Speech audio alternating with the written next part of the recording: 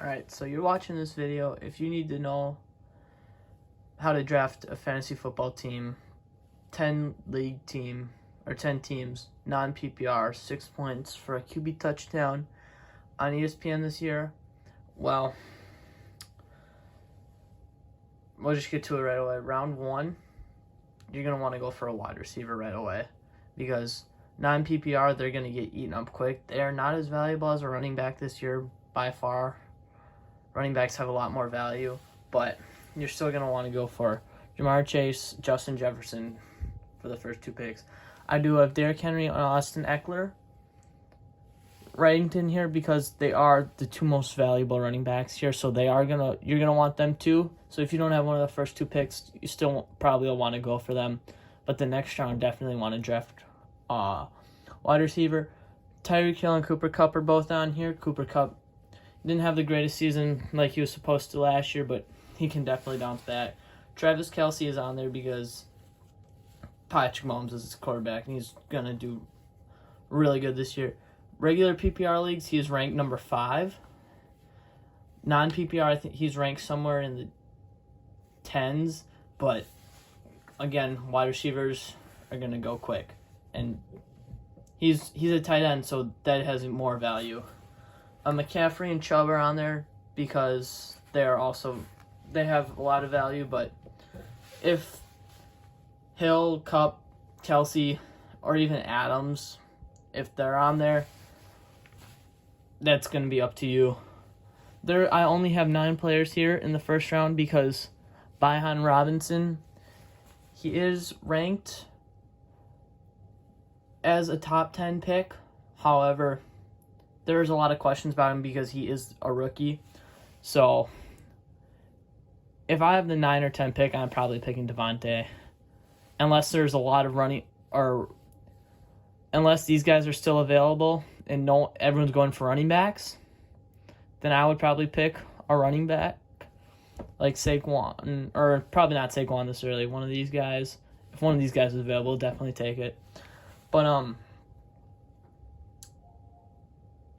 yeah, if you're doing keepers this year, you're definitely wanting to keep any of these wide receivers, except maybe not Travis Kelce. This is probably cut. Hill, Kupp, Chase, and Jefferson. If you have them, you're keeping them. Running backs, Derrick Henry, I guess you could keep. Eckler, but no one else for that. So those are the 6 that you want to keep this year. Kupp, Hill, Eckler, Henry, Jefferson, and Chase. I wouldn't keep anyone else. Let's move to round 2. First overall, if Adams is there, take him because wide receivers, their value this year, that you just got to take a receiver. Barkley and Pollard, they are good picks. Pollard because Elliott's not there this year, and he's just gonna be good. Saquon Barkley, Bijan Robinson, if he's available, but anyone else higher than him is available, take the higher guy. And then I guess you could take Bijan Robinson. I don't know about him because he's a rookie. Next year, if he's this high again, I'm definitely taking him if he proves himself. But okay, we'll just do Josh Jacobs now. I don't know about him either. I think he should be higher, but with his contract issues, I think they did work something out. But him and Robinson, if they're still there, but you need a receiver, first round you drafted a running back, definitely go with one of these guys because what receivers are valuable. Garrett Wilson is definitely going to have a breakout year with Aaron Rodgers as quarterback now instead of Zach Wilson. Stephon Diggs, his value did drop since last year, but if you're doing keepers, if you have a first-round keeper and you're looking for a second round, Stephon Diggs is probably something you're going to want to keep. CeeDee Lamb, probably not a keeper, anything under that. A.J. Brown, watch out for him, though, because Devonta Smith he's coming in hot this year. Jonathan Taylor, if you're looking to draft him, I probably would not draft him yet this early because the holdout, the trade, no one knows what's going to happen. So if DJ Moore, Metcalf are available, or anyone higher than him is available, don't take him. But we'll move over here now. DJ Moore, I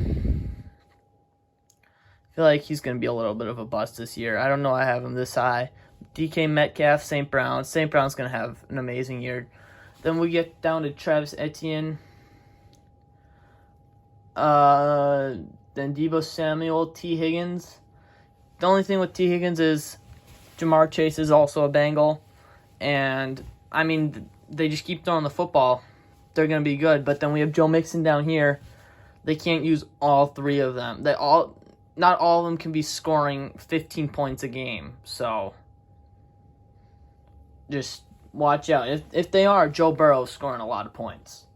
Patrick Mahomes is on here because he's projected way higher than the other quarterbacks. I think Josh Allen should be on here too, but he's an early 4th round pick. Same for Jalen Hurts. Chris Olave definitely gonna have a breakout year. Jalen Waddle.